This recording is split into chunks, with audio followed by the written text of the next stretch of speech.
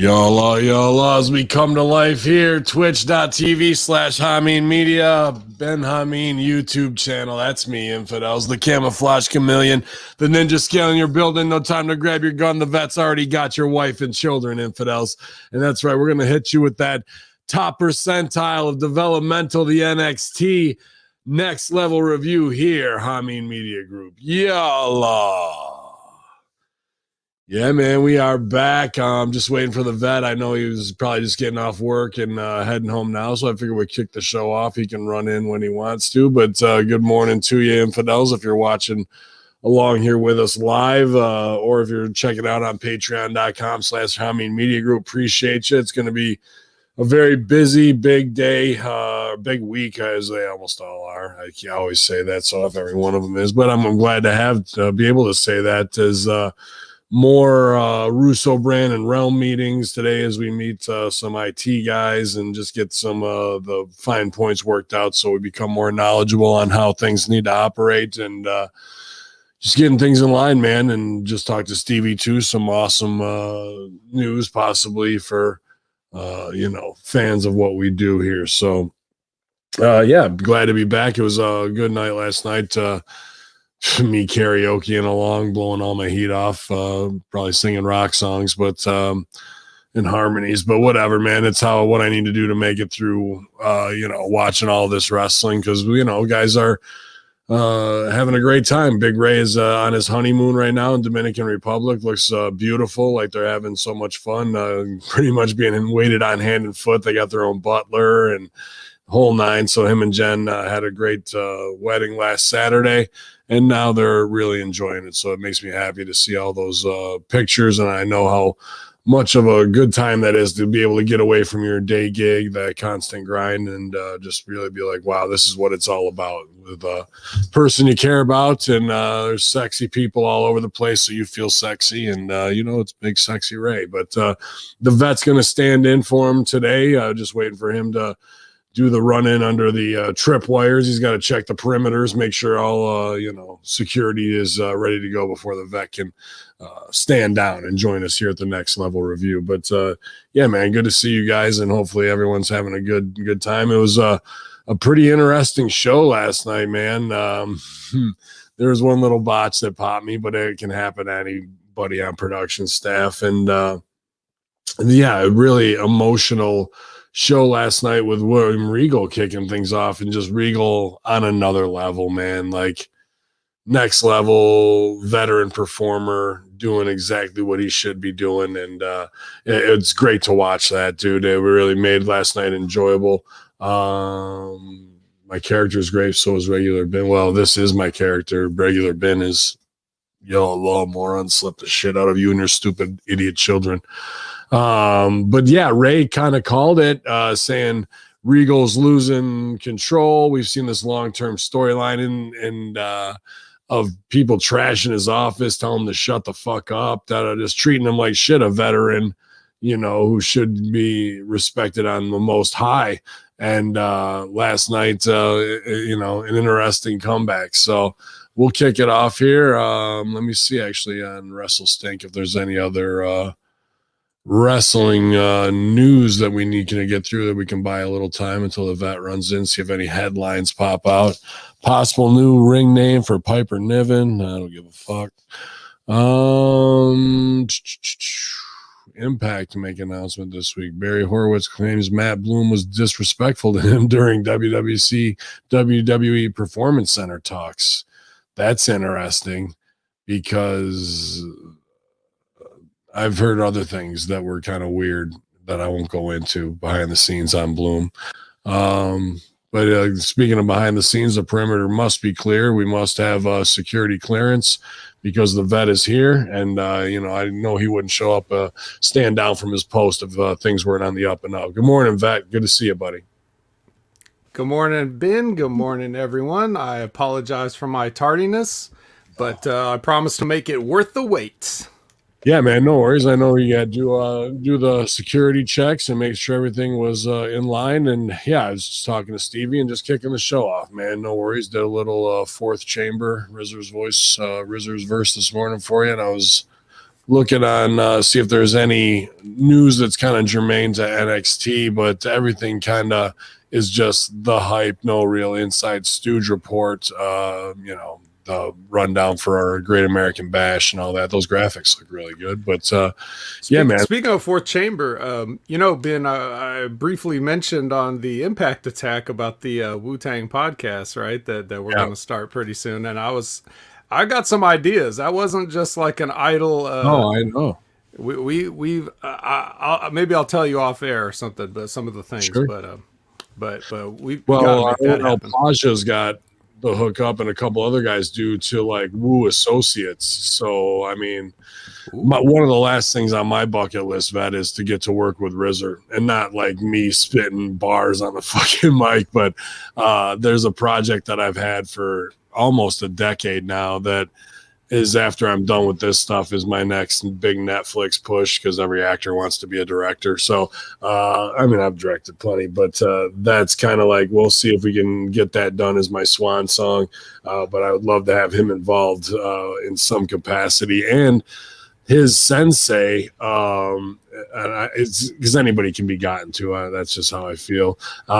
His sensei, Kung Fu sensei, opened for summer camp where RZA, I know, donated a fair amount of money, and they bought this plot of land in the woods near upstate New York, and have made, kind of replica Chinese dojos and this like in the woods to go train there.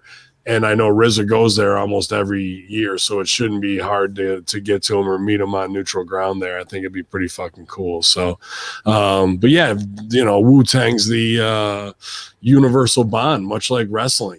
Wherever you go on the planet, like you see what people really enjoy, what speaks to the soul of man, and Wu-Tang definitely has that above all others as a unifying bond, man. So like if dudes are on opposite sides of a battlefield in war, they're probably both listening to Protect Your Neck. Like that's the thing. Like, so what, how different are we in what these arguments are, and there's all different levels of this shit. But yeah, I look forward to that, man. We are all Iron Flag brothers. We are. That is true. That is true, man. This NXT Next Level Review, man, I was kind of looking forward to after the watch along last night, because some really high-level acting on some WWE shows from veteran performers. Roman Reigns and Usos did a great job on SmackDown with a couple scenes. I was just like, wow, this is... Yeah, right. I'd love this. That's the little clip I sent you, like right after that powerful scene with the brothers. Yeah, and then here strolls out Apollo Crews, like, you just killed everything immediately. Right? Yeah. Like, why can't we play everybody on that high level, Sopranos level? Not that they have to be in the mob storyline, but we can treat every, character with that level of respect. It wouldn't hurt the top angles to put a little more effort into the lower card. It doesn't take anything away from them. I don't know why they don't want to do that. How about Takeover? I'm prepared to talk about as much or as little Takeover as you want. Because there are some implications. I really only watched the main event and the highlights. Okay. The main thing that I was pumped about, and I think that was also another great thing on this show, was obviously what their long-term big investment was, the $1 Million Champion, making LA Drake, making Cameron Grimes, and then somebody we're very close to and both have a lot of love for, our own package, Chris Sharp, getting to referee that match. Things like that really make me smile, man, really make me happy. And then what was even better, I don't know if you saw on Package's Facebook, but he put out a picture. I mean, we both know that, like, he was been around wrestling in the Hebner since he was like a toddler, but this is when he was like 2 years old. $1 Million Man is like holding him, and he's in full gimmick, $1 Million Man gimmick. You know what I mean? It's 80 whatever, and now Package is reffing this match in there, man. I love when things come full circle for somebody that got so much respect for. Well, I have to say, full disclosure, I believe Package was like right after I quit. What was it? Was he right after? I think so, because I don't have any real, like, I know of him and I've seen him, but I think that was like right around the tail end of where I was maybe I would still show up at shows every once in a while just to hang out and say hi. I did that a couple of times, and I ended up like accidentally agenting some matches. It's like, well, Vet, since you're here, could you put together this 8-man for Judge Reason? I'm like, oh god, all right, fine. You know, which that got to be pretty funny. So I think like he that's was probably training with Dinsmore. I don't think he was doing much yet because Silvio and Kamikaze Kid and a Totally Awesome brought him in. That's what So that's right. So, but yeah, but I know he's doing big things, and he was over doing the NXT UK stuff for a while. Was he not? Yeah. So he is. Yeah. And he came back here to the States. I think he lives there mainly as he's married to one of the lovely Blossom twins as well. So right. I do remember them. They were during my time. The Blossom twins were during my time. And they're doing great too. Check out their books, check out their Instagram. Just all wonderful, wonderful women. So positive all the time. If you need some sunshine in your day, the Blossom twins are always there to provide it, man. So, but I love that match to see him in there and do that. I don't know if I would have gone with LA Knight over, and then I'm like, yeah, I might have gone with LA Knight over. Like, I can argue myself either way of why there's good creative paths either way for both of those guys to hold the title, and we'll get to it tonight. But then in the main event, Killer Cross chokes out Orange Cassidy Part 2, and I was glad to see him go over and be strong there and take all those guys out. A little bit of a surprise, because now you're looking at, okay, so when are we ever going to get the belt off this guy? That would have been a good way. I mean, they can always do something like this again, of course.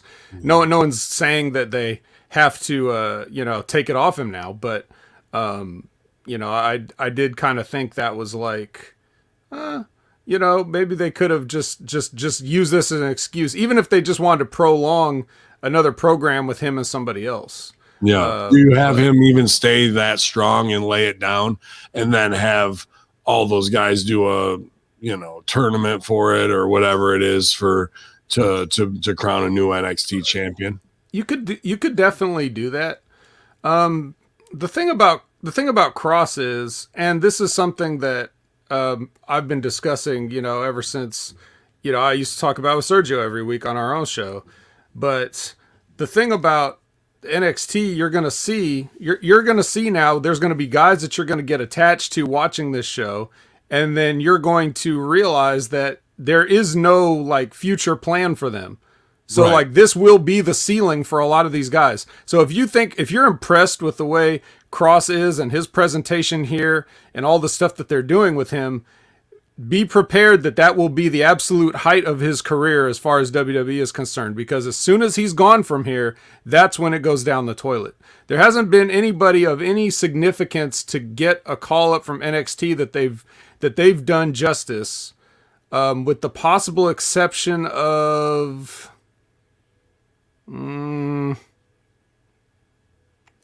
Becky Lynch. Maybe, yeah. To where she's not a complete embarrassment and actually got, pushed to the stratosphere. Mm-hmm. But you're gonna see how many things that I think Cross would be an exception to that rule though as well. No. I don't think they just bring him up to do nothing and do squashes and beat up Baron Corbin and Riker and shit. They will beat him within 3 months of him appearing on television. And they're what they do. How they treat these guys. Yeah. They test these people. They think other people are marks, and then they act like marks by trying to test their attitude. When who's over? Nobody's over. You know what I mean? So they are more interested in testing and getting heat on guys than they are protecting their investment and getting max value business wise out of their talent by telling the best story possible to get them over to a next level.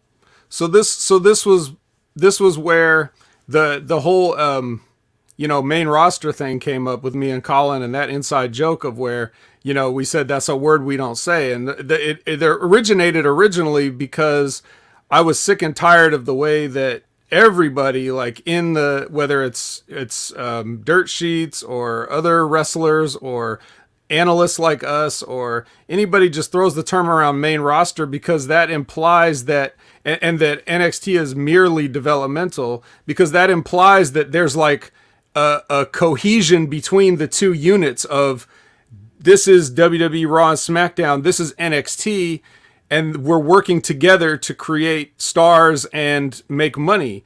It's not that. It's now an internal battle between the future of wrestling, which is Triple H, and Vince McMahon, who's, you know, stubbornly holding on to things that he no longer has any idea about and is out of touch. Right. So like everybody in NXT is like, what are you talking about, pal? Hey, pal.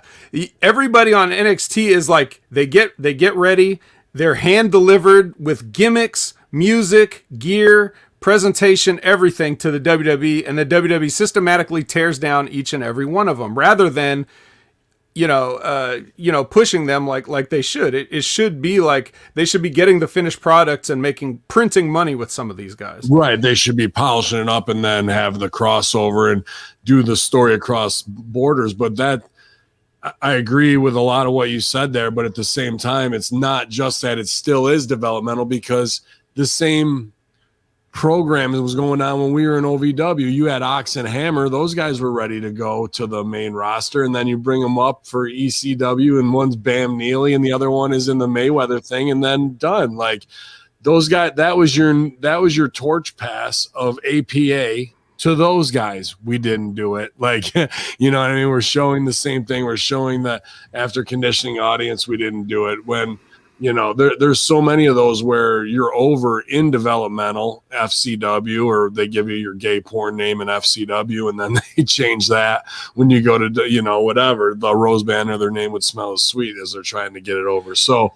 I just think that yellow brand, that third brand, because they have good production and good studio, they work themselves into a shoot thinking that there's some greater thing. And Gargano even toes this line still of it is something different and it's a draw. Well, does your paycheck reflect that? Well, he's gonna say that because he doesn't want to leave.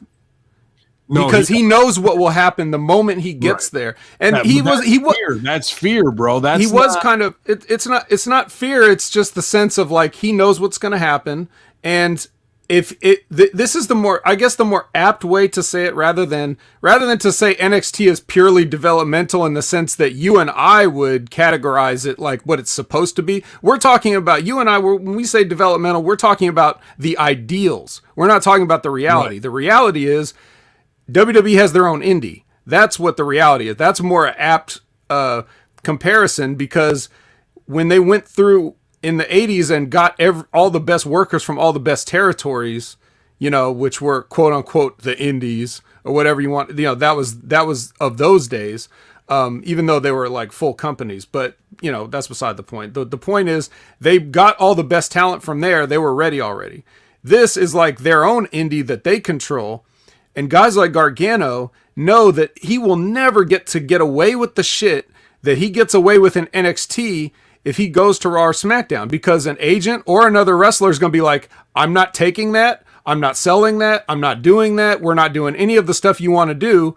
And he's going to be just miserable. So he's been in NXT for however long. It's not that he's not ready. It's that he doesn't want to go.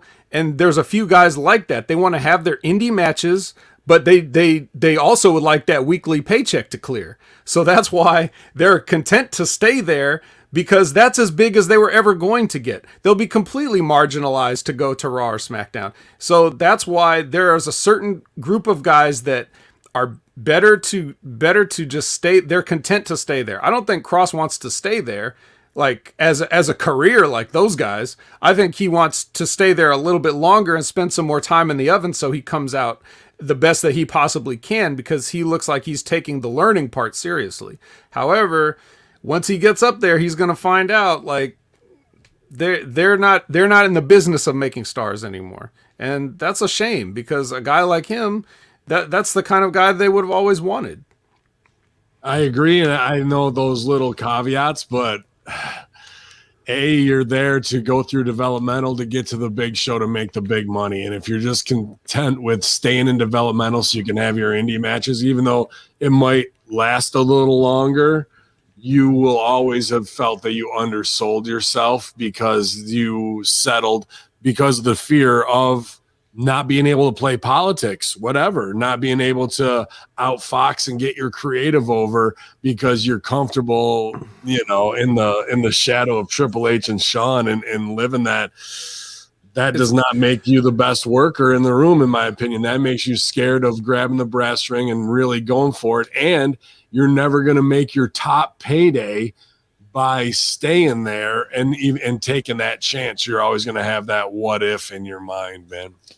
Well, when you're a mark, it's like how much money do you need, right? As long as you've got enough to pay your bills, do you need to main event a WrestleMania? Because you're never going to do that.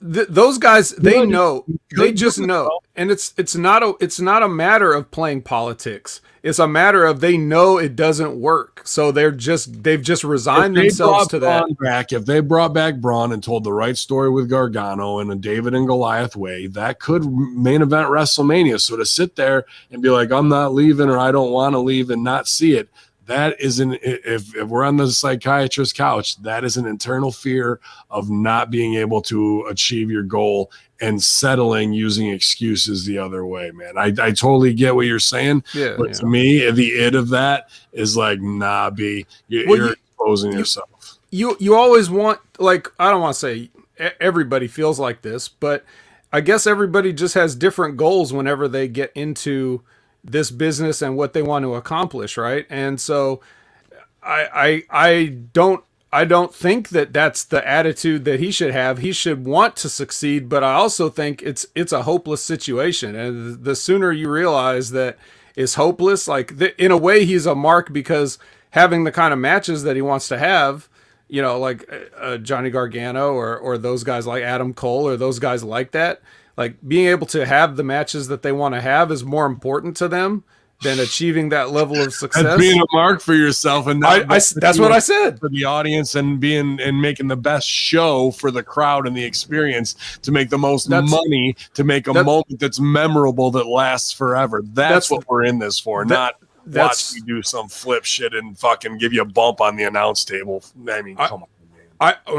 I agree with that. However, you must also remember that we have plenty of track record of failures that we can point to that it's not on the talent. Like they have not done anything with any. Look at what they've. Okay, who's your favorite wrestler, Ben? Right now, number one favorite. Who's your favorite wrestler to watch? Me. I'm the best there is in the WWE. I thought it was a given that we take ourselves out of it, right? Man, that's a tough call of who I even really like to watch their shit. To be honest with you, exactly. Yeah. Well, then you could look at it another way. Like, who would you want to have if you had a promotion? Who's going to be your number one money guy? Oh, Roman Reigns right now. Yeah. Okay. So Roman Reigns is in a position where he's got enough of a clout that he can kind of call his shots. That's the only way that you can explain how he's got good creative and everybody else has absolute dog shit creative. That because it's Roman Reigns and Paul Heyman, coming up with their own shit. And people are letting them because it's Roman Reigns, and that's the closest thing to like an actual star that they have. Now, on the other hand, you could look at a Drew McIntyre and say that he should be in a similar position in terms of like, well, look at this guy. Seems like a guy we want to get behind and push. If we're looking at size, if we're looking at ability and things like that. But what have they done with him compared to what have they done with Roman Reigns? It's absolute. It's absolutely terrible. So you think of can't miss prospects like a Drew McIntyre, and then you got to think as you're sitting there as you're Adam Cole, you're like, well, I'm nowhere near a Drew McIntyre. So what are they going to do to me when I go there? Better to just be who I am here, be a big fish in a small pond. Better to collect my weekly check. It's better than Ring of Honor. It's better than Impact. It's better than having to go overseas to try to, to be away from my family or my girlfriend, whatever the case may be, to try to get tours in Japan and things like that. I mean, NXT seems like a sweet deal. hanging out in Florida and putting on main events for the I marks. understand what you're saying. It's just less money and always the what if, in my opinion. And if you're a true worker in this biz and you're going to get to that point where the door's been open for you, you're a worldwide name, and you can't play politics the right way to get your business over. They can say we don't make stars or whatever so many times and what have you. If you're Sean's boy, if you're Triple H's boy, then you are being groomed by the most cutthroat motherfuckers in the history of the biz. And they should be able to know doing what they need to get to the main roster to fight for whatever spot it is that they need to go. I know what I can do to make Braun look good, and Braun can do stuff to me instead of like I got to get all this shit in. Well, they don't know that. That's why they're doing the thing that they're doing, right? It's they don't know that. But the other thing too is they won't admit it to themselves. They want to pretend that they're fucking the top. That's an interesting point that you bring up about Triple H and Shawn, because if you look at the situation that we have here, like just to skip ahead a tiny bit, if we're looking at a situation where they just let somebody go, and this isn't even the first time this has happened. The company just lets somebody go, and then Triple H is like, whoa, hold on.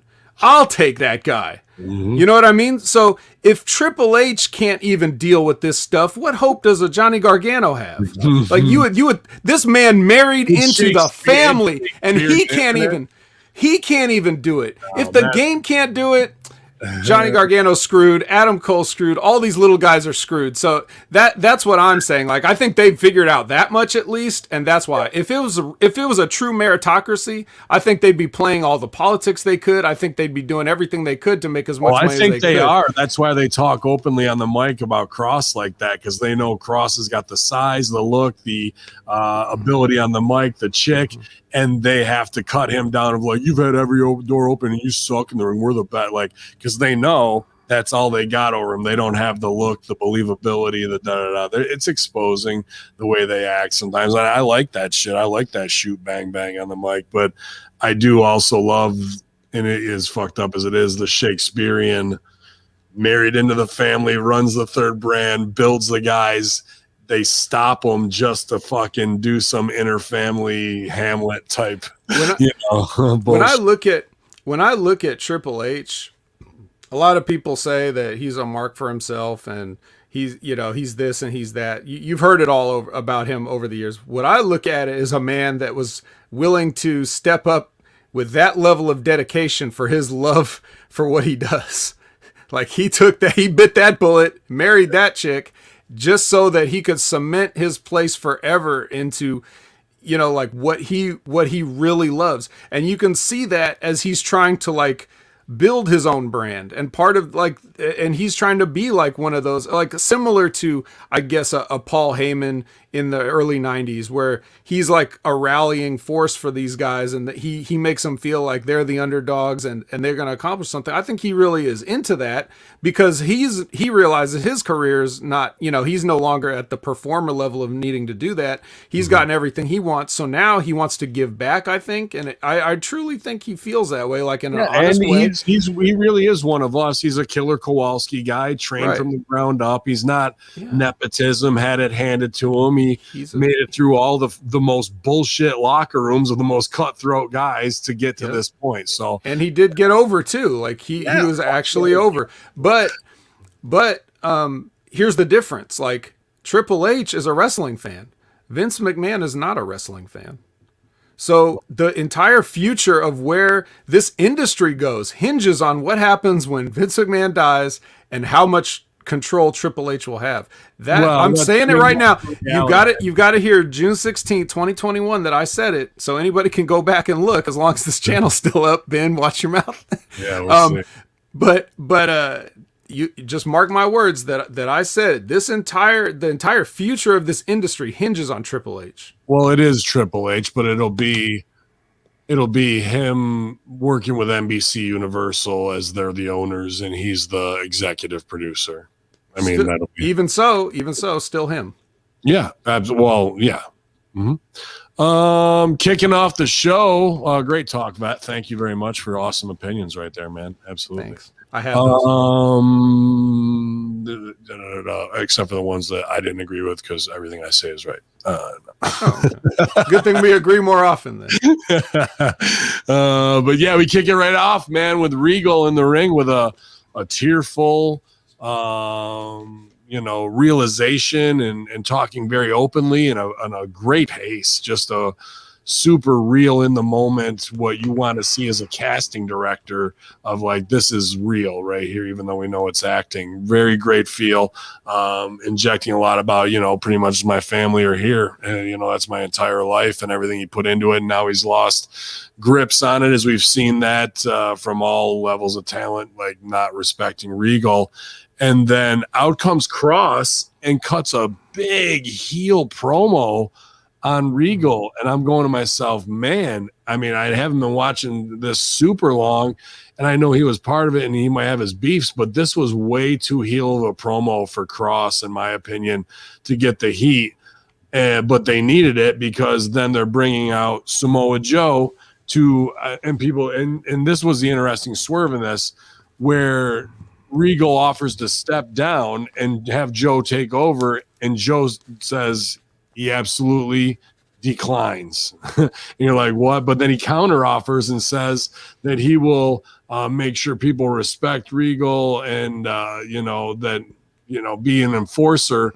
But Regal says you can, but the only way you can do that is if someone puts their hands on you first. So we set up a very great tension where Joe can just stand there and be like, touch me, motherfucker, touch me, and see what happens to you. Like, where Joe can big league people and not bully them and silently bully them into confrontation. And if it's time to go and all you have to do is touch them, then it's time to throw down. I thought this was a great stakes to set up, and it made Cross not chicken shit like powder, like, oh, here comes Joe, run out. They had the big face off, the tension.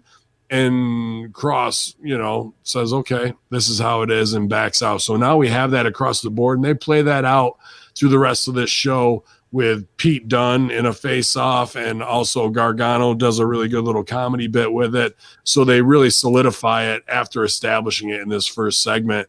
And wow, what a performance by Regal. Joe's back with no poncho. Strange heat for Cross, but at the time it was necessary for the scene. What are you thinking, Vet, on this great opening? So the Cross as a heel, one of the things I've noticed in this is creative across the board for WWE, whether you want to consider them a third brand or not, but all three shows, they're really having trouble with certain characters committing to what that character is going to be. Right.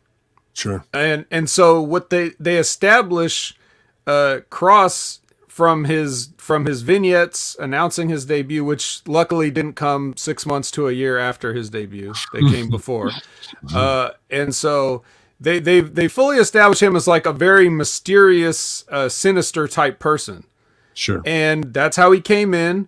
One of the things, and especially like with the handoff of the title from Keith Lee to Cross, one of the angles that they had really played up was like that Keith Lee and Dijak were friends or like at least friendly rivals, and Cross dismantled Dijak physically in front of Lee during a match, and he just had to sit there and watch. It was actually some pretty decent in-match storytelling and television presentation of storytelling that you don't always get that level of subtlety from pro wrestling, especially WWE pro wrestling.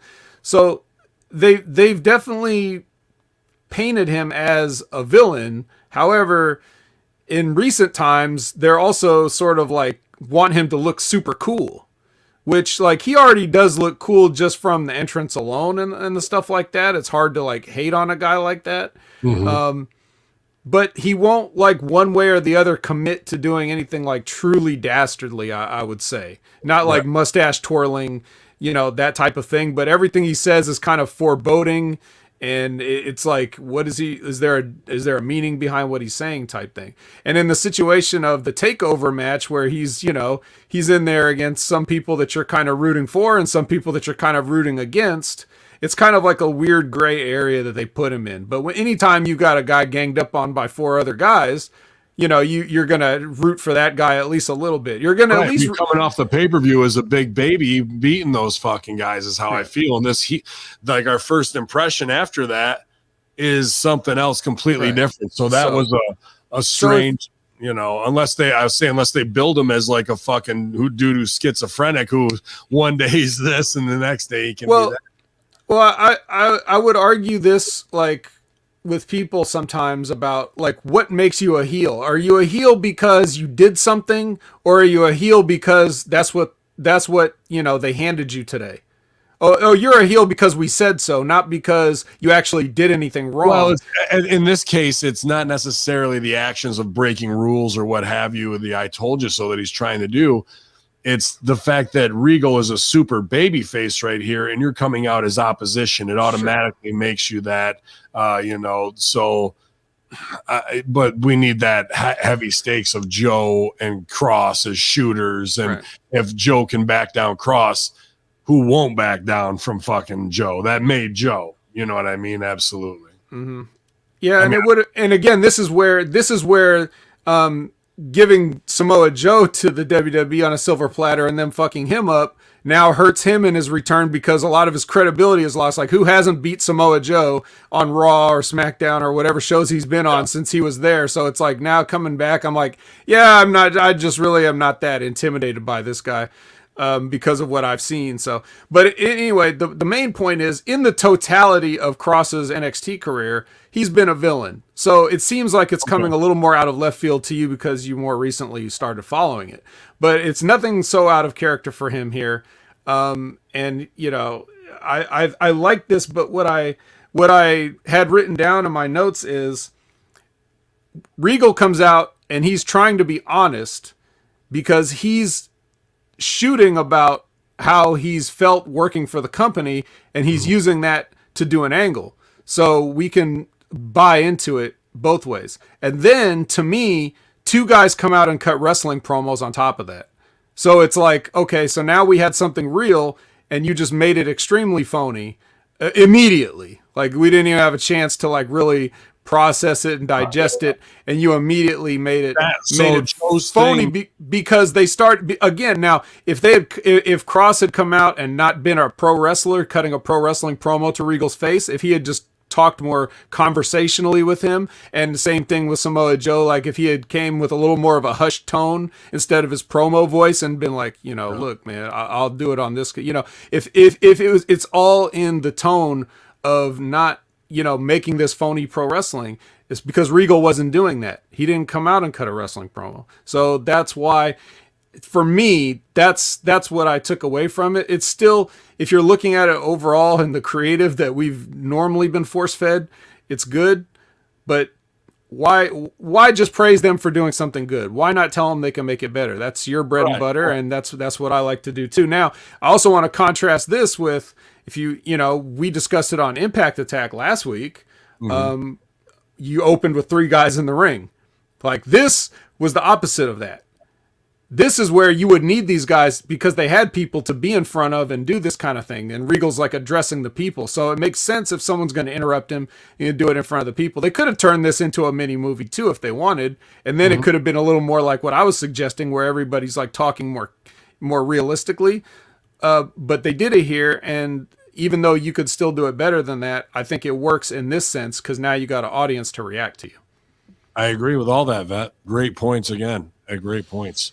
I'm also with Joe in the suit, helped protect him while he can be on the cardio hardcore. And, you know, I'm sure he's on the intermittent fasting trying to get in better shape. And I think, of course, we can build that tension while Joe gets in better shape a long ways before him and Cross ever have to do anything. So glad he's back. I would have liked to seen the rain poncho. That's just me. I mean, yeah. But yeah, this is what I'm hanging, like when they did the scene in the back in the fucking office, it was like hanging on a hook, the rain poncho. Like, I would have had it in there. But I don't know. Rain poncho. That's okay, man. That's the little Easter egg for the people. Yeah, but this is what I was alluding to when I'm saying, like, the WWE tried to throw this guy in the trash, and Triple H was like, now hold on a minute. So and he's done that before with when they canned Mauro Ranallo, and he's like, well, I think we can definitely find a use for this guy. So that just kind of lets you know there's some interesting things going on. Something's rotten in Denmark, so to speak. Yeah, and it's also the higher level politics of you guys we built them for you. You couldn't use them because you're ignorant. You want to throw them out and treat them like shit. No, we got investment. I'll keep them here under the radar until you're gone. And then I'll put him back in the spot. Like that's what Game has to deal with. Him, the headaches he's got to deal with. Oh man. But great opening segment compared to a lot of things that we've gotten in the last 5 years. Back from break, the Grizzled Young Veterans cut a promo on Ciampa and Thatcher for tonight's main event. I mean, I worked the foreign guy gimmick, whatever, but I'm tired of these are amateur promos to me when you have to go, we're from near Blackpool and da-da-da-da, and no one gives a fuck. Like, maybe the people of Blackpool do, maybe the people of wherever, what the other city was. So Liverpool, man. Liverpool and Blackpool. Where the Beatles are from. Okay, whoa. So they're super over now. Yeah, the Beatles, the toughest guys I've ever fucking seen. They were kicking everybody's ass all the time. Totally tough. 50% of them are still alive too, so watch your mouth. And he's Liverpool's number one, So that's even bigger than the Beatles. What the fuck that means to anybody from New York? I don't know. Shit. It does. I generally don't sell for England in general, but just for the record, but I do like the fact that they got in and out in 30 seconds or whatever. Yeah. And Zach Gibson characters, man. I think they've got a lot going for them. I'm just tired of the classic, here's where we're from. You'll fucking respect Belfast. You'll respect fucking right. But that's heat. Shire, that's heat. Whatever the fuck. That's heat. Think about it. You're a worker and you're reacting with annoyance. So that's kind of the goal, right? If they can get you. No, it's not that. I'm just saying. I look at that and go, there's way more on the bone than fucking naming your little regional town, bro. I see the potential in those guys, and they're just working foreign man gimmick instead of going. Their accents and their teeth already show that they're foreign man. Fucking you go to the heart of the scene. We're dancing around it till we get to the end line, which is the premise, where if we start there, then we have 4 or 5 more lines that can really further our story. And I get it that somebody might be tuning in for the first time, and you want to say, oh, these guys are from this, that, or the other. The accent does it. We fucking get it. You know what I mean? And it's just a little bit too developmental. A little bit, but in fairness to this guy, he's been doing that since day one. He's been putting over Liverpool since day one, so he's just carrying it over from what he's been doing. That's all. I can see that would be important in NXT UK, where it's a regional thing, where it's like, oh, these guys are from here, here, here, and here, and they have their own little sub-European pride. But, dude, on this, no one gives a fuck. And to me, that's like, you're wasting 2 of your lines that could be better spent on better business, because they can get stuff over. They do have talent. They are intriguing to watch, but I'm just like, fuck, that's low. We've already spent 800 times longer than they did to cut their promo talking about it. So, but I think that's a good note for anybody doing promos like that. Right, get to it. We go back to the ring for opening matches. Breezango and Tyler Breeze and Fandango are out there already.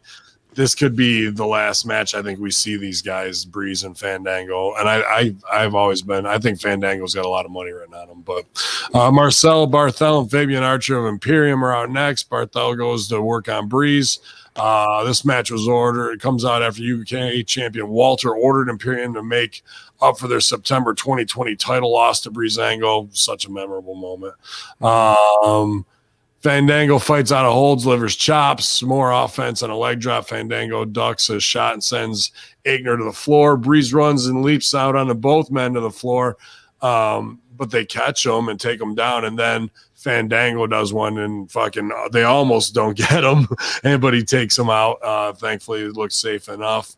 Yada, yada, yada. Fans, let's see here. Back from the break, Aichner controls Fandango. Barthel tags back in, works on Fandango near the corner. Barthel ragdolls Fandango a bit. Yeah, that was weird. And then drops him with a knee to the ribs. Fandango gets up Gets an opening as he kicks Barthel away, but they both go down from their backs. Fans really rally, but Barthel stops Fandango from tagging. Fandango knocks Aikner off the apron, and then backdrops Barthel to the floor. Breeze rolls up Aikner out of nowhere for a pin on the win. So Breezango up here. You know, yeah, but don't worry, Ben. They got their heat back. I mean, you know. Yeah, so, and beat the shit out of him and leave him and drape the flag over him, which is my classic foreign guy fucking gimmick too. And it was semi like, okay, it got a reaction, but I'm thinking to myself, dude, Fandango and Breeze are there to fucking, you know, put these guys over. Why is he getting a roll up? Especially they bipped Fandango off the fucking apron, so it looks like, you know, like the heels can isolate Breeze and hit him with something and get the win on him. But Breeze rolls up, gets the win, and then they get the heat on him. I would have double heated, right? Give the heels the fucking win. And unless they're doing this again next week, as Walter says so, give the heels the win and drape the flag over him, overbook the finish, throw Fandango in, fucking hit him with the sky high, whatever. And then they're both laid the fuck out, two bodies side by side. So that's like, you're going to give the heels their heat back. But does Breezango need a fucking roll-up win here? I'll tell you what it is. It's the win isn't for us. The win is for them. I mean, they get jobbed out so much. This is in their minds, like as they, you know, that's like the pacification. It's like, you'll get to win the match, guys. Don't worry. Of course, you know, Imperium's going to get their heat afterwards, but you get the win. You know, again, this is what I'm talking about, like marks talking to other marks, or at least thinking that they're talking to marks. I don't know if Breezango's as big a marks as whoever's booking this shit, trying to appease them with a meaningless, forgettable win. But I'd rather talk about the nuts and bolts for a little bit. Because I'm watching this, I'm watching Tyler Breeze, and I'm like, man, this guy's so good. But you know, it's great. Like, but it's like, so he did this. I don't know if you noticed this, but they had this great cutoff spot. It was one of the best. Not only like it was beautiful in its simplicity and the fact that I never see it, and the execution, all those things. It was like a perfect cutoff spot where Fandango had to like he was gonna climb up on the ropes, I think, at some point to attack the guys. Mm-hmm. So Breeze goes for the dive or whatever, like you said, he almost didn't get him, and he falls down and he sells on the outside there, and the audio cut out for a second, which means that he swore on camera, which he wasn't, you know, probably planning to do, but he probably just did it. So now you think, oh, he might really be hurt on this. So what he does is he as the guys are getting back in the ring, he crawls into the ring looking still hurt and selling, and he crawls through the ring. Instead of going around the apron back to his corner, he crawls through the ring. So the referee has to get over to him and say, hey, get out of the ring. He's drawing the ref by selling over to his own corner. And then the heels cut off Fandango when he's climbing up to the top rope. So boom, there's your cutoff spot. How'd they fuck this up? Because that wasn't really the cutoff spot for the heat. That was just a cutoff spot just to do something, and then, you know, let Fandango get a shine after that too. Yeah. And then they cut him off again later. Like it was bizarre things like that when you could do something like so perfect and then fuck it up and immediately. It's like, I just don't get it. And same thing with the finish. You had Fandango working for the hot tag, always going for the corner, selling, reaching for the corner, the pain look on his face. Oh, classic, you know, like you really want him to get there. I'm like, man, this is the best anybody's tried to work a tag in NXT in I don't know how many years. And so he's doing that. And then after all that work that they do, they completely fuck the hot tag up. They put ice on it. Not only did Fandango end up bumping all the heels by himself, he tagged first. Yeah, he tagged first. He tagged first, and then the heels tag. So like you had what was the making, like with a couple of small tweaks, you could have had a beautiful match, and they completely fucked it up. The fans at home have no idea what I'm talking about right now. So it doesn't really matter in the end. No, but I watched that too. I go, he just tagged first. I was like, okay. And on the dive spot too, you know? Yeah. So, I mean, when I see this stuff, it just hurts my heart. because there's no reason for it to be like that. You can't be that good at some things and that bad at other things. So it's almost like you're getting pulled in two directions. You probably had to work out certain spots because that's what your producer told you to do. And then the other stuff that he leaves up to you is gold, right? Like that's the only explanation for something like this. But you can't fuck up a hot tag when you got your own wrestling school, bro. Oh my God. Camera cuts backstage to Regal and security team breaking up the vicious Adam Cole and Kyle O'Reilly as they brawl. And then Joe comes in, which I liked. And then I kind of popped. I was like, really? You'd make this as a fucking choice? He fucking gets Kanda Hajime on Cole and chokes him out in less than 10 seconds, puts him to sleep. And fucking O'Reilly backs off. And then O'Reilly's like, he's going to come back in. O'Reilly grabs a security guy to pull to him to stop him from going in the background. I was like, ugh. But that's the only thing that Cole's ever stayed down for in his career. I'll tell you that. Yeah. Well, I'm like, dude, Cole's supposed to be the world beater against Cross, who can go 20 minutes and can beat everybody. And he's the underdog, but he gets choked out in 8 seconds by a returning Samoa Joe off the announce desk, 50 pounds overweight. Like, that's what we're going to sell for, bro. Yeah. Like, I'm like, I mean, it's believable because Joe would choke him out, but they've built Adam Cole a completely different way. So it's things like this where I just scoff and laugh at the ROH ignorance that's still in these guys, you know? Poor Adam Cole. He just almost gets it, but then doesn't quite. Now, every time, bro, every time. Tom Cruise, leading man, good looks, cuts a great promo, starts off working a body part and telling a technical wrestling story the right way. Then hold my beer. Like, dude, you know, every fucking time he burns me. But then I watch this shit where it should just be a pull apart and fucking Joe, and then he comes at him and Joe's got to grab him and he chokes, and then Joe lets him go, and Adam's selling like, will you put your fucking hands on me, dude? You know what I mean? Instead, dead 8 seconds. I can pull 20 minutes, but I fucking get choked out by an announcer in 8 seconds. Okay. I like it. We're hot shotting Joe's physicality. You're not gonna have to wait. He's gonna put somebody to sleep right away. And not just like, you know who would have been good, and not a pull apart between those two if you want to get the heat, but Leon Ruff, who came Where's into he Regal's, been? I don't know. He's been off since he came into Regal's office, trashed it, and told Regal to fuck off. And then that was it after Swerve beat him. So that would have been a good guy with fucking Death Row fucking doing something that way. And he chokes out Leon Ruff. Now that would have been believable. But the fact that they did it with Cole, mwah. Yeah.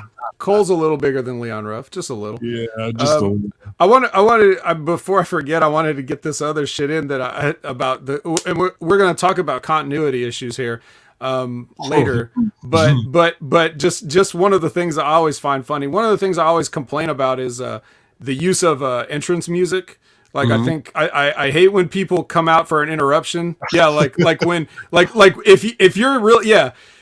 And everybody just immediately stops what they're saying while they watch someone make their full. You're a pro athlete in the zone beating the shit out of somebody, but if but also fucking trombone, what the fuck? Or also the idea of like the guys that are, you know, the sound engineers or whatever, they see a guy like, oh, he's walking to the ring, I guess I better play his music. I have no choice. That's just how it goes. You pass a certain threshold, music has to come on. But maybe they have a chip in their blood, like when it crosses a threshold, it just automatically plays to fucking go. They should. But I like it better when they don't. But what made me think of it was in that last match, you know, when Imperium gets the heat on after the bell, like after that roll up, it's the 1, 2, 3, the ring the bell, they play Breezango's music for 1 second, and then as soon as they grab his ankle, they stop playing his music. Like, oh, we can't be playing his music if he's getting beat up. Like, it's just so immediate. But like, it's weird little consistency things like that. It would have been much funnier if they were actually beating him up to his own music, right? I mean, I would have rather seen that. Yeah. But it's just those little subliminal things that take people out of the reality of the situations that we're trying to, like, we're supposed to be pretending it's real. We got to buy into some of it, but we're going to see a little bit later, and it's going to play into the continuity of what you just said about the security, the pull apart, right? Mm-hmm. Okay, we'll keep that in mind. Keep that thought in mind. Well, there was another one I had continuity wise coming up to. Might be the same one. Kushida's shown walking backstage, commercial break, 1.21 gigawatts. He's back. Back from the break, we get some sort of very brief teaser that airs that shows a battery charging at just 1%. Now, does that mean somebody's charging up fully, or is there a new 1%er Illuminati character on their way here? I thought could be either, right? We're either going to get the slow build, like a Jericho countdown, as every week the battery goes up until it's 100% charged, or is that the symbolism for that? Interesting. Speaking of which, did you get the Escobar little? Also a very short promo, just like the GYVs, just basically saying he wants Reed's belt. Yeah. I got it's right here, but I thought he delivered it very well. I mean, this guy really comes through the camera in his delivery as well, man. He did. Now you mentioned the thing with the battery, right? Now, I haven't heard you guys talking about this, but every week they've been showing these little, like very short vignettes that are very vague for something called the Diamond Mine. Have you been noticing those? I don't know if we got one this week. Maybe I thought it was commercial and I had the music up and I didn't realize what it was at the time. It almost looks like it is a commercial for something, but it's not. It looks like, I don't know exactly what it is, or if you can get the inside track on it. But it looks to be like sort of like a maybe an MMA centered fight club within NXT. That's maybe going to be like a group, which, I mean, they already shit the bed on that because they had all the horsewomen there, and now only Roddy's wife is left, and they canned Jessamine, and Rhonda's gone, and Shayna's playing with dolls. So, like, well, she wasn't on the show this week. Want to talk about some money that they missed? How about the horsewomen versus horsewomen type thing? Like, they completely fucked that off. Yeah, everybody wants to get pregnant. What are you going to do? What if it's a bunch of acidic Jews from De Beers Diamonds that are a tough fighting crew? I think that'd be awesome. I love it. Oy vey. NXT Cruiserweight title open challenge. It's Trey Baxter versus Kushida. We get a Baxter setup promo where we go, hey, it's a redheaded kid with shitty tattoos. Awesome.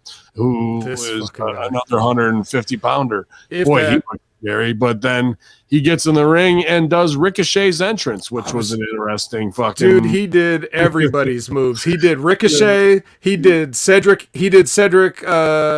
Neuralizer. He did AJ Styles Springboard 450. Yep. Like, can you do that? I thought you were not supposed to do that.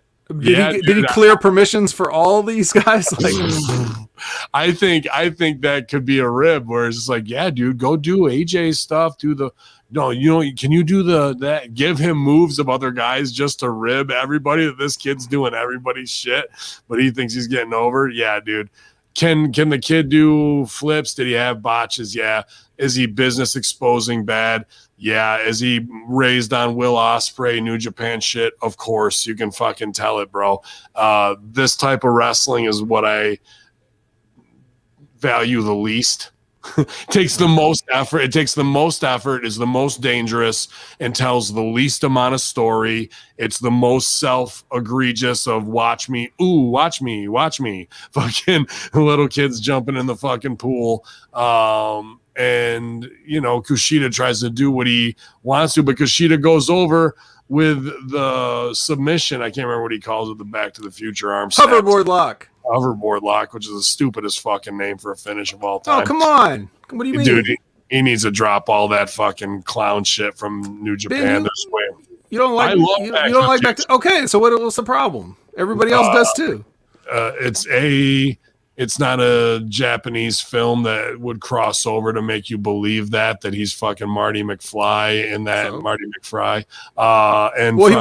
He wore the silver dot glasses too. He's just taking anything he can get from it, I guess, dude, but he's the legit cred from Japan. Why are you doing a clown gimmick when you got to go out and fucking wrestle like you can? You know what I mean? I guess it's because when he did it there, that is something novel to Japan, because even though they all know what Back to the Future is, no one else really did that. And all it is like gear inspired by. It's not like, you know, it's his whole life or anything. But I like it. I even like on a takeover, okay, but it's every other fucking time, bro.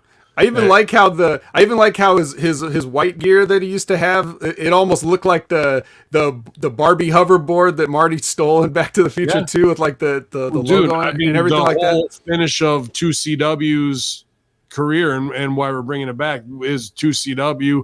We did a whole Back to the Future thing, except we went and got the DeLorean, the real one, completely tricked out, and did all the fucking scenes leading up to it. So if we're doing it on an indie, that's fine. If you're doing it as a, hey, here's a movie, look at this, isn't that fucking waka waka funny? Dude, that just lowers the stakes. And then I got to go believe that this guy's the number one shooter, which he can back the shooter stuff up. The Back to the Future shit is like, next week, is he coming out as Young Guns? Major League? What other fucking early 90s movie stupid fucking nostalgia can we put on a Japanese guy who we're not going to fucking believe that was even in the movie? Yay! They're not putting it on, and that's just what he wants to do. It's just no big deal. It makes them look amateur, in my opinion. Think so? I don't know. I just don't really. I don't think it's nearly as important as you're making it out to be, because it's just like a little bit of flavor of something he likes, and that's kind of cool. And some people can get into it, but if you're not into it, it doesn't really detract from it. It's not like calling it the hoverboard lock makes his circle of believability so small compared to where it should be the Kushida lock about him, about the Kushida brand. He's fucking getting over Back to the Future's brand. He's not getting his own brand over. That's a problem. Well, yeah, I could see that, but I mean, part of his brand is kind of like he's that guy. It's just a little window dressing. The hoverboard lock, I believe he called it that originally because like when he would apply it to guys, he would do it with like a waist, like he had like a leg scissors on him while they're standing up.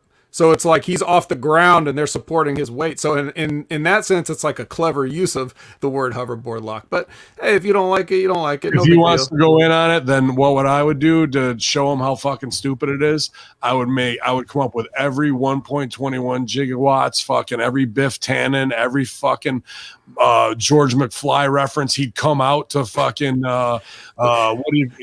come out to the fucking song and Johnny Be Bad, Johnny Be Good. If you want to do it, we're gonna fucking do it then, buddy. You are Marty McFly. That's who the fuck you are. Look at the life preserver. Dork thinks he's gonna drown. He gets a fucking old school skateboard, all that shit.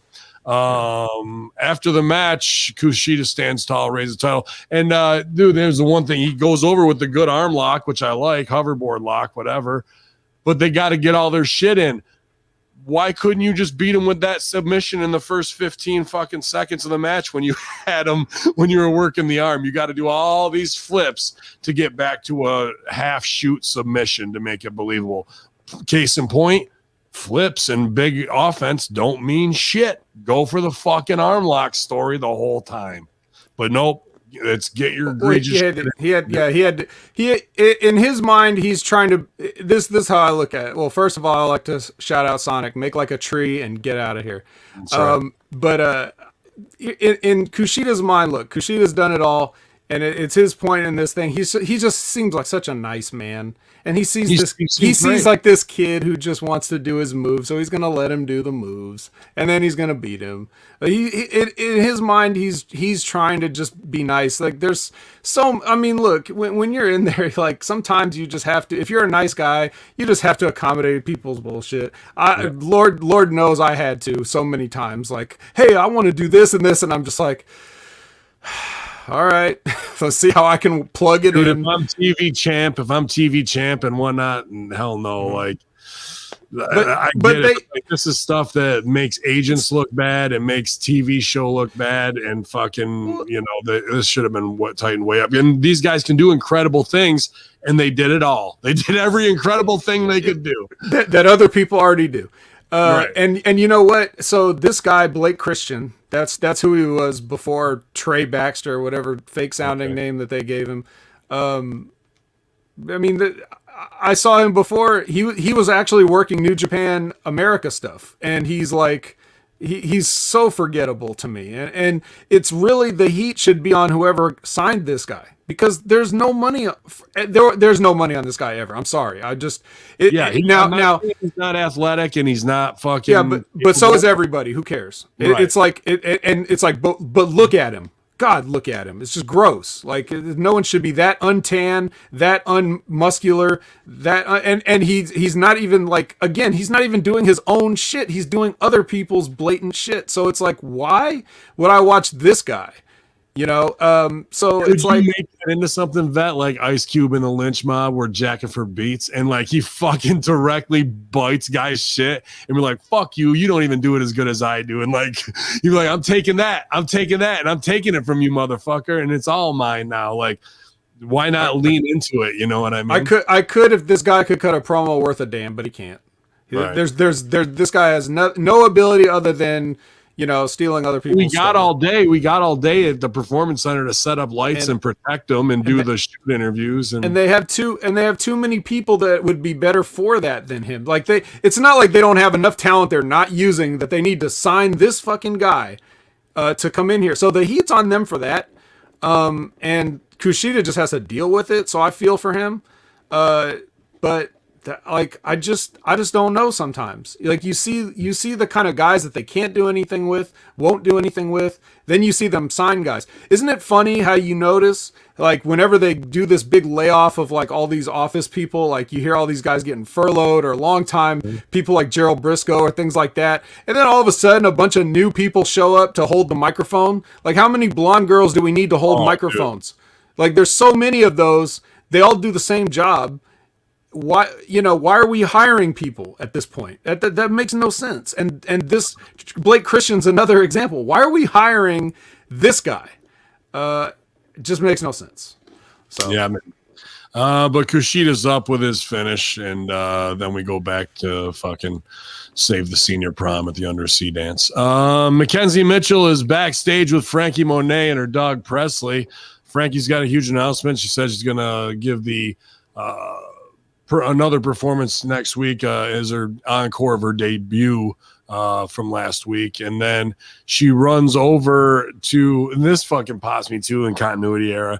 So she's talking and giving the interview to the one girl, and then sees Cora Jade and Jesse Camilla over talking over there, and runs over to him. So we could hear Frankie Monet when the interviewer was there with the mic, and then she leaves the mic to go over to run over to them, and we can hear it just fine. So A, mics don't mean anything, or B, there's a fucking sound guy with a shotgun mic running behind the camera person, so we can hear this off scene that's supposed to be, you know, I guess supposedly voyeuristic, but it's shot in a 3-shot. So that's just I thought the same thing when that mic holder ran into the Hurt Business Bobby Lashley's locker room. Same deal. Like, he's holding a mic and everybody's just talking the same thing, but he's got a mic. There's another one of those mic stands that they hired for no reason. Yeah, they are. That's what they are, is walking mic stands, man, more than anything. Also, we had Robert Stone walk out. A guy I got a ton of respect for, man. I got to work a lot of indies with him while he was still doing the Jersey Shore gimmick, and, you know, a guy who's a good dad of 2 twin boys, and is one of those dudes who you're going to be like, hey man, we got this for you. He's going to make the most out of it. He's going to go so strong and not try and get himself over. He's going to really just be a super big character in whatever the story is of what's going on, and his reactions, and when he's beat down or versus when he's looking cool. He's got all the sex appeal. He's kind of naturally slimy, but, you know, he's got that Ari from Entourage feel about him. You know what I mean? Jeremy Piven-esque about it. So I'm glad to see him still having opportunities. I think he could be a main roster guy, mouthpiece for a lot of guys who are lacking on the mic and run a crew that way. I've always seen a lot of money on him. But he just does the quick walk on here. I remember even when COVID started NXT, I can't remember who he was in the feud with in NXT, but he was getting the shit kicked out of him. I think it was Chelsea Green, like when they were breaking up. And he was he was like, remember when NXT had to be ringside for Raw as the crowd early on in COVID? He got fucked up the night before. He came out with his jacket all disheveled. He looked like he'd slept in his car, and he just was like, fuck Raw, and he just sat there all dejected for 3 hours. That's commitment to character, bro. If I'm a director, I say thank you to a guy like that for protecting the creative we gave to him. He's not going into business for himself, but one little camera shot of him there doing that connects the stories. You know what I mean? It really gives the universe a rounded out feel. So I got a lot of respect for Robbie. And then one of the guys saw him doing that in character, and as a mark, they said, "Why isn't that guy showing any energy? Let's get rid of him. Does he work here? All right, bury him." Or he's just going into biz for himself. So he's trying to make the whole universe seem fucking continuity. And you're right. You're exactly right. That's probably what happened. And they stick him with. I mean, man, he's gonna have to make a lot of lemonade and chicken salad with Aaliyah and Jessie Camilla, people that they've like. Jessie Camilla is more recent. Aaliyah's like I pointed out before, has now had a longer run in NXT than Steve Austin did on top. So she's been in that. She's tenured, man. She's tenured. They did one little take at the end where it was like, and look at each other, and it didn't seem phony. I've seen bad ones where like, okay, but like, if they're green or the one girl is, then stone with them's good too. Back from break, we get Mercedes Martinez watching her in your house lost to Gia Lee in the post-match beatdown with Boa. So you didn't get to see this one, Ben, huh? You skipped over. I think I saw just a quick fucking da-da-da, and I know that the one chick and premiere beat the fuck out of her. They had match of the night. Yeah, they both busted their ass. So I like that. And you still have yet to see the full, because it seems like as soon as you started covering NXT, that's when they took Tian Sha off of television. And so like you really haven't seen anything from them, whereas they were getting weekly stuff every single. I like the pre-tape that was overdubbed in Chinese with the fucking. Yeah. I'm like, dude, why haven't they done that with Asuka, with fucking everybody on the main? They did in NXT, and they don't in WWE, which goes back to what I'm saying. Like the left hand doesn't know what the right hand's doing, and it's certainly not helping the right hand out. They just are like, completely fucking. We watch Narcos and shit in Spanish, and fucking we know how to read. It's not like the old, that's an annoyance to make people read so much. No, that's the cross-culturalism of saying, I want to know what this star is whose language I don't speak, aside from non desca or whatever the fuck, little things I know here or there. But like, this is really helping people see what the English and the Japanese is as well in the crossover. But to have them speak broken English goes right back to 1950 Charlie Chan fucking, you know what I mean, racism. It's not much to read, so it shouldn't be a problem. No. It's not like you have to sit there for like 5 minutes and just read line after line. Right. It's just a few sentences here. And a lot of them can speak English, but the thing is, like we'll say Nakamura, for example. He speaks English, but he has, like, in addition to having a thicker accent, he also has like a speech impediment, even in Japanese. So Kushida speaks English pretty well when he delivers the promo. But to people with their work ethic, for like for a Japanese person or a Chinese person like Xia Li or whatever, like if anything that they're not doing well, they don't want to do. Like if it's not perfect, they don't want to do it. So that's why a lot of them they'll even pretend they don't speak English just so they don't hear somebody not them sounding good. But I like what they've done, even though it's too cartoony for my taste. It's too Mortal Kombat. It's too, as Colin would say, WMAC Masters. But it's like, but just for the work that they're trying to put in, the chicken salad and lemonade they're trying to make out of what's stereotyping and like, or maybe it was their idea. I don't know.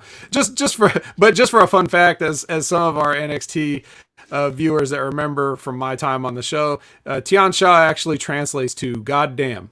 So I thought you'd get a kick out of that, Ben. So goddamn. That, like, what could that be other than like an inside rib, right? Like, right. Maybe that's something that Xia and Boa came up with. Like, they don't know what this means, but let's call it this. Like, it's good. Well, maybe I'll go back and try and watch that if I get time, because I'm glad they had a great match. But I agree, it's definitely Mortal Kombat. But Mortal Kombat sells too, so might as well. We go back to the ring and we get Dibiase out there with security and the $1 million belt and the presentation to LA Knight. This was interesting because I've been watching Eli Drake since his inception on Impact as well. Didn't really know him at FCW after the split from WWE. I knew he was there, but I didn't, he never came through OVW in our time that way, but he had to be kind of getting in the business around then. But yeah, as much as we saw Cross as a heel, tonight we saw Sean Ricker for the first time, in my opinion. That's Eli Drake, LA Knight's real name. Is he talked about his childhood and did the boyhood dream thing directly to $1 Million Man. And I saw a guy who's not trying to impersonate The Rock and steal from Austin's energy. This is him saying something very believable. And I'm like, this guy's usually up here, with the delivery, pal. And fucking here it was very personable, very honest, and telling a truth about himself and coming off kind of as a fanboy mark, but at the same time telling one of your heroes, hey man, you inspired us, and I want to let you know this is a huge moment for me, coming full circle again to have this opportunity. I just want to let you know. And even $1 Million Man has to babyface and put it over before they do the evil guy laugh. So we're in another real moment that has to go right back to phony wrestling for then Eli Drake to heel turn, hits a good punch on $1 Million Man, which is always dangerous on a legend of something could look phony here, but DiBiase goes down like a ton of bricks off of one. I love that. And holds up the belt. I've got everything I want. I needed from you. I don't need you or your ass holding me down like an anchor. Then I was, like, well, here comes fucking babyface Grimes right there. But instead, fucking LA Knight goes back to Garvin Stomp and starts stomping the shit out of him and get more heat on $1 Million Man. And then Grimes comes out. I don't like that. He had him with the one and done vet. I think it's these small things of going back and doing more violence. He could have just been talking shit to him, and that's when Grimes should have came. That second round of violence was too much to put on the old man that way. And they should have, they got Grimes holding him up like it's his, they're in love together or what have you, to get that final shot, which wasn't bad. But I would have rather seen, if they're going to stomp him out like that, you got to bring down the fucking EMTs. You got to make it, or even make it look like that one punch is giving fucking $1 Million Man some heart attack, and like it gets real shooty or something, from there of putting the fucking pause on him. But that overbooking of him stomping him and then not sending the EMTs and just being a buddy situation between those two at the end, I thought we kind of missed on the high drama, because this was a really great personal promo from Sean Ricker, and I was glad to see that he can turn that on, because I've never seen that of everything that he was doing from dummy, to fucking LA Knight and all that stuff, man. But powerful scene in the middle of the show here. Yeah, again, this is a situation where they go straight from something a little more honest to phony pro wrestling again. So it's like if anybody didn't know that punch was coming, I'm sorry. This must be your first episode that you've ever watched, right? Speaking of first episodes you ever watched, pretty sure that Sean Ricker started watching in the Attitude Era and had no idea who $1 Million Man was, other than when he showed up there. You don't think so? He's 30. But from his own mouth, I believe he said that he got into it with Stone Cold and The Rock. So that's that. Just throwing that out there. All right, now, I'm with. Couple of comments. That's also interesting to me, because I felt that was a truth, and I think you are probably right in your assessment that way, because that means he was born in '83, and $1 Million Man was on top till about '91. So maybe could have seen him. It's possible he could have seen him. But I believe that from what I see where he takes from, that it wasn't. But I believed that, and first time seeing Sean Ricker lying. Well, now that you've exposed him as a blatant liar, vet, that he delivered that believably to me. Yeah. So that makes it better in a way, right? Yeah, I agree. That's what I'm saying. Because if he can make you believe then that's exactly what the whole point is of all we're trying to do. So here we are believing in that moment, and then he throws the wrestling punch and then starts the wrestling stuff, and here comes the babyface. Of course they did. Like, why wouldn't they? So it's kind of like, there's the dichotomy again. Like we're sort of like, they want us to buy these things, but they spend so much time marginalizing everything and homogenizing everything on their show that when they try to do something, it just comes off as, tired, cliche, rote. It's just not that. A couple of comments in the chat. Frank wants to know if I ever sent NXT a resume for a job. No, I walked away from the business the moment I realized that they're not interested in good ideas. So that's when I just decided to peace out. That's true. Sonic wants to know if Kofi and Xavier are dressing up like Power Rangers because the WWE made them. Absolutely not. The WWE, no one there knows who Power Rangers are. That the Mortal Kombat outfits, the Power Rangers outfits, all that stuff. Basically anything that comes from the New Day in any form, shape, or fashion comes from those guys. Nobody up there has a clue, and nobody would even try to tell them what to do or say in a promo or what to wear. So what as far as I think I said everything I need to say about this scene. Yeah. I did think it was weird that he kicked Ted DiBiase, like you said afterwards. Is that because Cameron Grimes didn't come out fast enough and he's trying to fill time? No. Okay.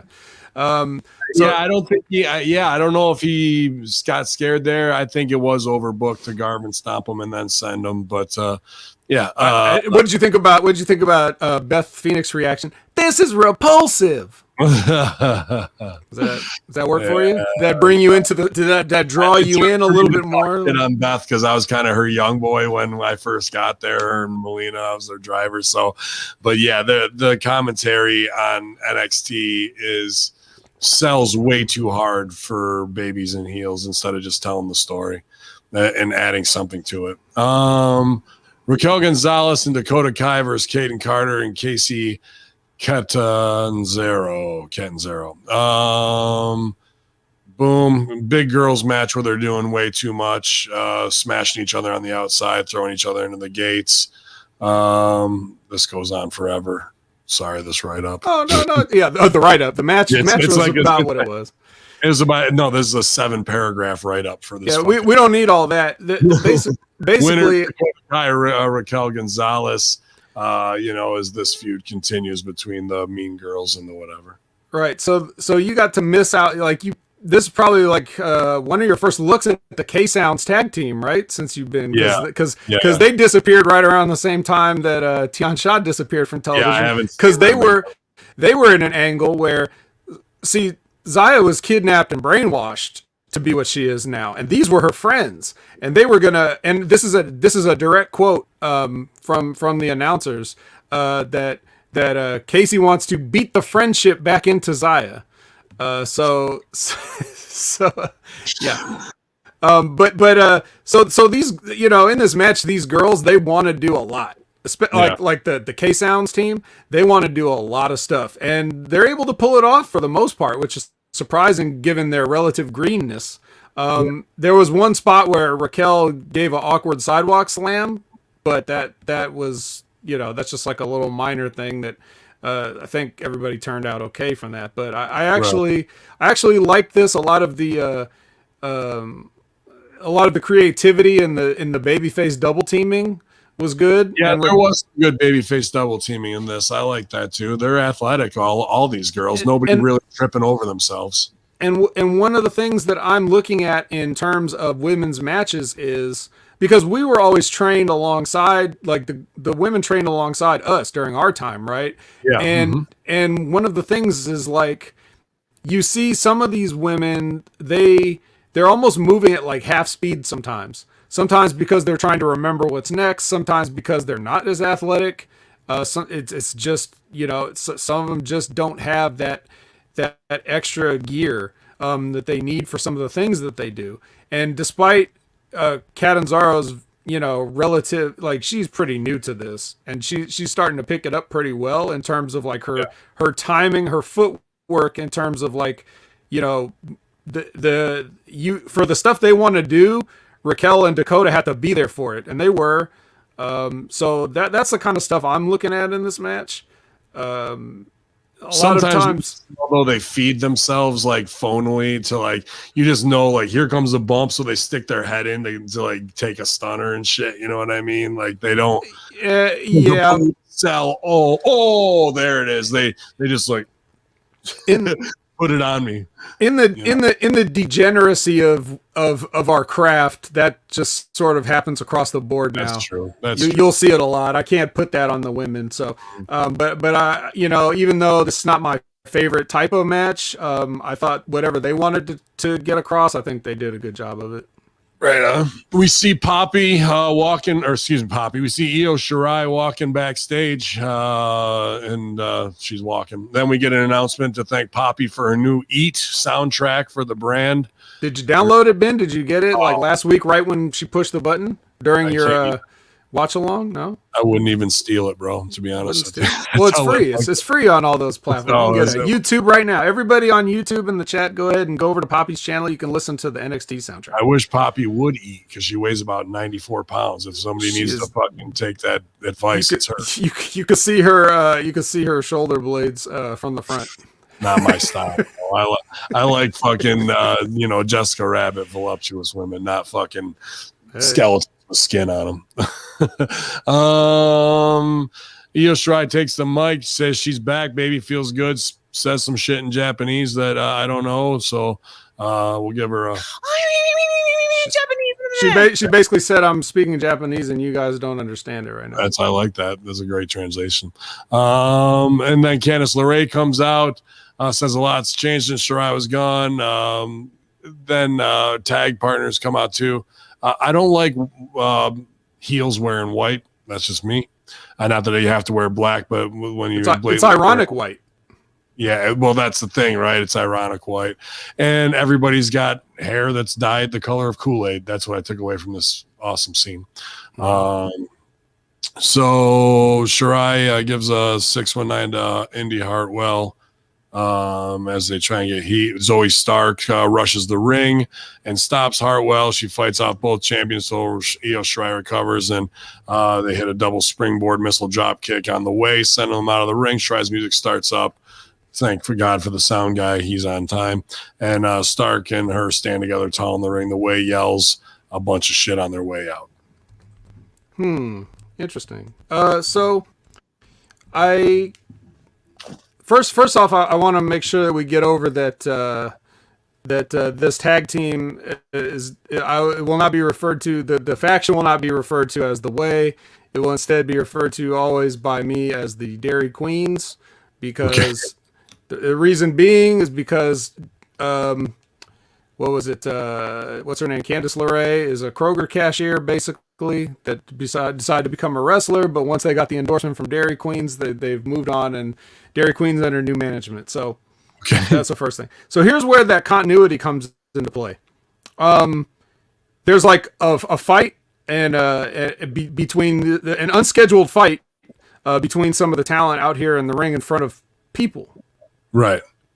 Where's security at now? Yeah, I mean, they never thought it would happen with the girls. They never thought shit could go down. But once it did, there was plenty of time for them to run out there. I mean, come on, Yeah. we got who didn't somebody come out to help, like you said, or is it just them beating her up? It was Zoe Stark. Yes, Zoe Stark comes out, so Zoe could come out, but security can't come out. Security was, and they weren't ready.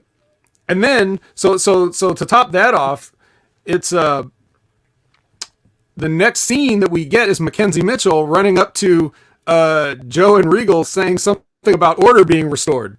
Yeah. Okay. Yeah. Backstage. And was that weird? Did that scene get cut off? Well, yeah. Well, that's the whole thing. Is that was the big continuity fuck there, because they're leaving, going out to the parking lot, and I think that's a pre-tape. There was another pre-tape of Joe and Regal in the office, and that's when Gargano comes in, does his rib bits, and then Pete Dunne comes in to make it serious at the end before they fade to black to do more heat between Joe and Pete Dunne, possibly. But they played them out of order, so they started the one with them leaving the building, cut it right away, went into the next fucking bit, or they went to, I can't remember if they went to camera there or not, and then they came back to do that bit. Then we get the main event tornado tag team match. Then afterwards, we're back out in the parking lot as they're getting into the fucking SUV to be like, it's a new day. Yes, it is. So here's how it played out for me. It looked like she runs up to him, says, looks like order's been restored. And then they cut off of that. And then they go to the team matching jackets passing MSK, who's eating their popcorn in the back. Right. Right. And then they go to break, and then they come back, and then she's talking to the GMs. And then, of course, that gets interrupted by the Dairy Kings. and then, so this is either weird formatting, weird editing. Somebody pressed the wrong. Somebody pressed the wrong. Somebody had the wrong pre-tape queued. Realized that was the go-home pre-tape. Cut it. Went to the next scene, and then fucking and played the popcorn eating one. Then goes, shit, we just fucked our continuity. So then they have to come back and do that. And then they played the one out by the fucking SUV. I think she followed them all the way out to the SUV there. They just cut it and started right at the SUV. Forget about that little bit where they're following her out the door. Someone just had number 3 and 4 pre-tape miscued and hit the wrong button. I'm going to have to go back and relook at that because I'm just not sure. But in any case, why is this live at all? Why shouldn't all of this be taped? No, they were live well, then there's really no excuse because you wouldn't leave the mistake in the show if it's fully taped, right? Oh no, I think I'm saying? I think we're watching live, right? Is NXT live there or no? That's what I don't know. Like, it shouldn't be. Why would you put yourself in that position? And they're fucking, yeah, I know. I agree with that. Then if that's not the case and this is a fully pre-taped and produced show and that's in there, then somebody needs their tits slapped because all that takes is a fucking quick edit in Premiere to fucking take that out and butt the show up so we don't look like assholes. If fucking the wrestling was live and the pre-tapes are set up and someone's on a switcher on the fly and hits the wrong one, that's what it felt like to me. But that, you got a great point. If this is a completely, the show's produced, we're going to put it in, and then they get it 8 hours beforehand and that was in there, then that was a mistake. But I feel like this was just a switcher on the fly.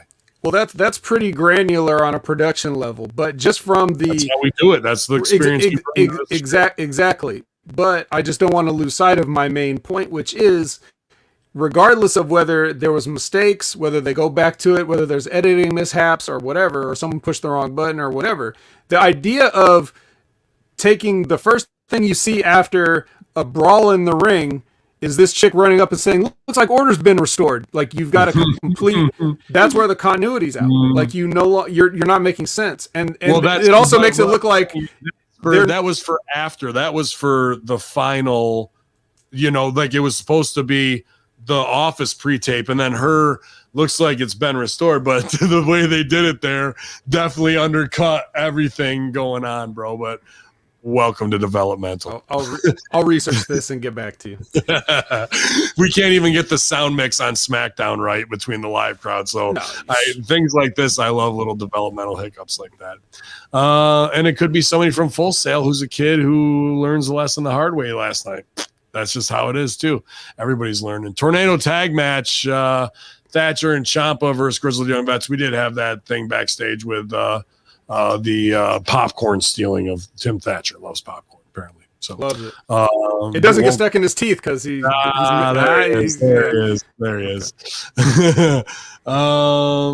Yeah, so a definite hard-hitting match this way with a lot of good wrestling, but then a lot of these spot things I don't really care about, which is like the ping pong running across the ring and those types of, here it comes. Like, you got guys named Thatcher, you got fucking Ciampa, who just looks incredible work ethic, incredible shape. I don't need all these goddamn bumps on the announce table every time.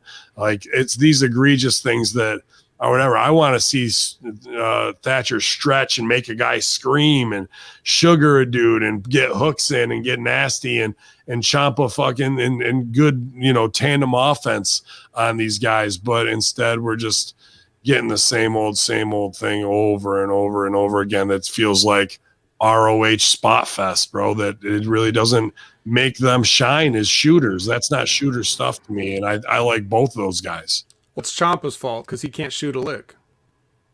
I think he can, man. I think he can. I think he can fucking make it look real. And if not, he should be the setup guy to hit big tandem moves, like let Thatcher shoot, pick him up, get him in something, and then it's Ciampa's time to do the fucking heart attack or whatever it is, you know.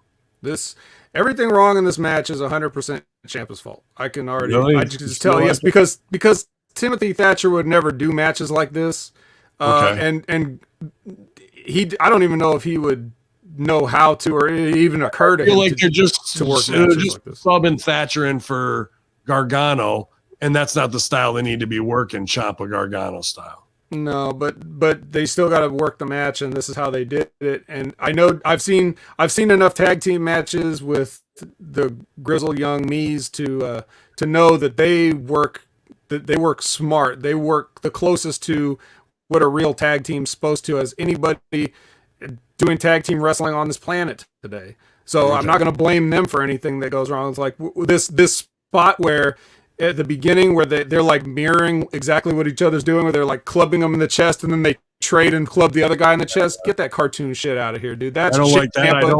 I don't like throw a fucking submission on and then the other guy throws a submission on as well. And Wade Barrett actually says on commentary, it's been synchronized swimming up to this point, which is like, that's like a double, like not only are you're making a meta comment, because synchronized swimming is what guys like Jim Cornette call today's wrestling. And it's him getting his shit in on these guys when he doesn't agree with it. Not that he personally has anything against them, but like if Wade Barrett's the kind of clever Englishman if he sees a chance to take a jab that may or may not be caught, I caught it, but if he's going to take that chance, like, yeah, he'll do that. And he did it. Then you get Ciampa and his fucking clotheslines. Like he's, even though they got cut off at the beginning, they came back with this corner spot where now he's got Thatcher doing it. Like, I wonder if how much convincing Thatcher needed. It's like, no, man, run and do a clothesline with me, bro. Do like 5 of them. It'll be fun. I don't like that spot, bro. Yeah. Okay. What about this spot? Did you like the spot where they do the fighting spirit, except it's Chops on the apron, standing on the apron? No. This is a no DQ match, so you can do anything you want, but what's the first thing you're going to do is slap a guy in the tits, right? That's what what would occur. It wouldn't be like grab a pipe or something. It'd be just chop him in the chest. That's what you want to do. We're ROH rotting a lot of this stuff, man. And why would the heel Drake? Why would he honor that agreement in a no rules environment too? Like as soon as you chop me and like, come on now you chop me, I'd be like, no, I'll poke you in the eye, or give him the old what do you call it? The fish hook, Ben? What do you like to? What's your nickname for the fish? Smile Maker? Smile Maker, that's right. Yeah, but no, I'll just chop you back. Sure, why not? I have honor. Yeah. We shake a hand.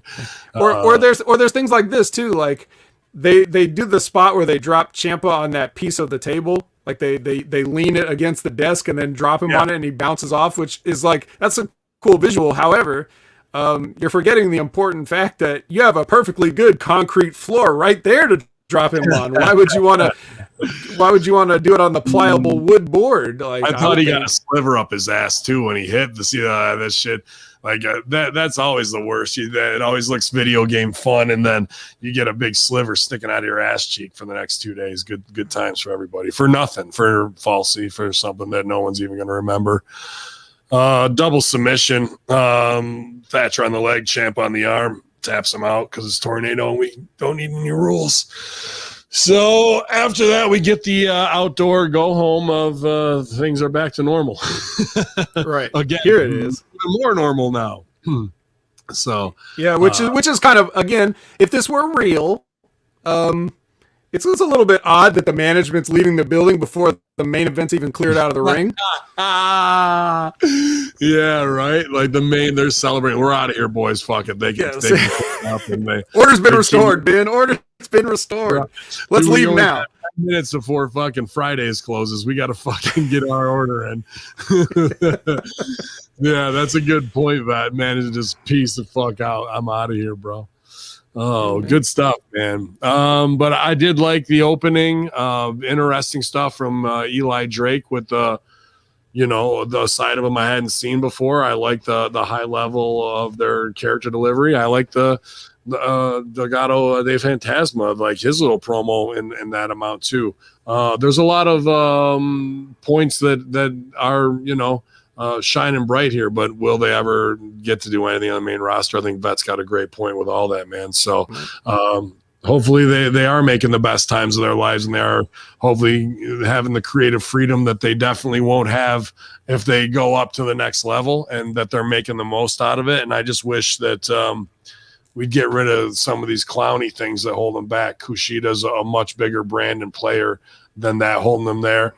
And Ciampa went from a skinny little manager to a muscle physique, household name that looks like a pirate with the big old beard gimmick, from the clean face, young shaven anger management manager I knew him as.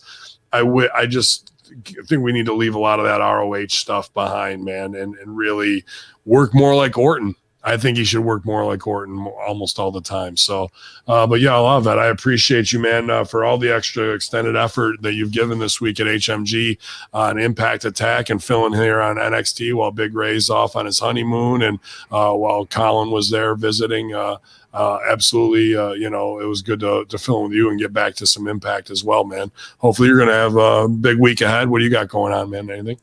Not too much. I'll be back on Impact Attack. If you guys happen to miss it with Ben and myself last week, go ahead and check it out. It's on demand on Ben's channel. And other than that, not too much. I will say, we got some comments here. Ben, can we get opinion haver on Light the Refuse to review with Silvio? My good buddy Silvio. Yeah, man. Of course, he's welcome to do that. Especially might be more regular. I don't want to overbook, Vet's schedule and be like, dude, need you here, and here. But I also need to start freeing myself up because of what I have to do on Realm Network to develop the whole back end, and it's just about hours for me. So we may have some rescheduling and reshuffling here in the next couple weeks with different matchups, because I kind of have to not take a vacation. I just have to take a break from being on air to do the other work, because otherwise I'll be down to 3 hours of sleep a night.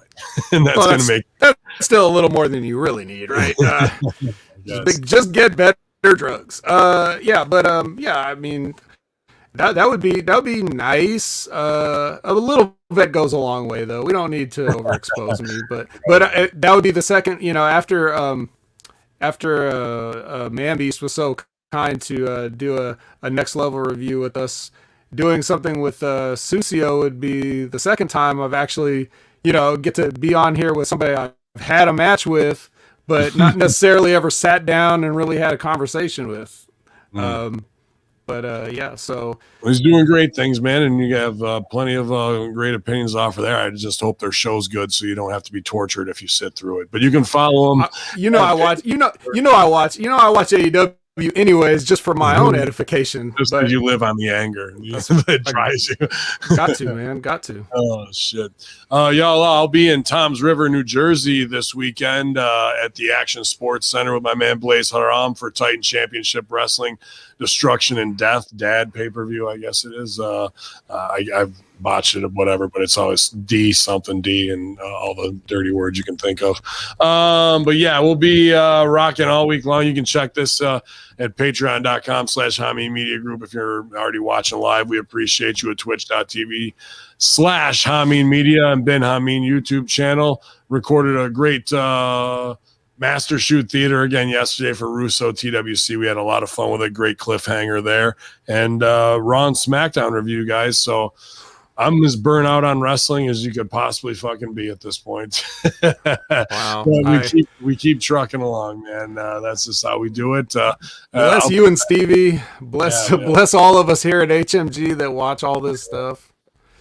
We'll be back tomorrow morning, 8:30 a.m., probably Stevie and I, to do the Friday Locker Room taping, Ultra Declassified Kayfabe Thursday taping. So tune in for that. I don't think I have to watch anything tonight, thankfully, unless is AEW back on Wednesday night. I don't know. Who the fuck knows? We'll find out. But y'all, man, Vet, appreciate you, my OVW brother, and always great opinions creatively and in-ring technical, giving it the real talk, man, and able to accept outside opinions. That's what we do here, is break it all down. And the phoniest wrestling shows there are with the real talk. Y'all agree too much on here. You need me to disrupt some things every once in a while, you know? Y'all, man. It's the Next Level Review at Opinion Haver on Twitter at Ben_Hamin Infidels. Y'all.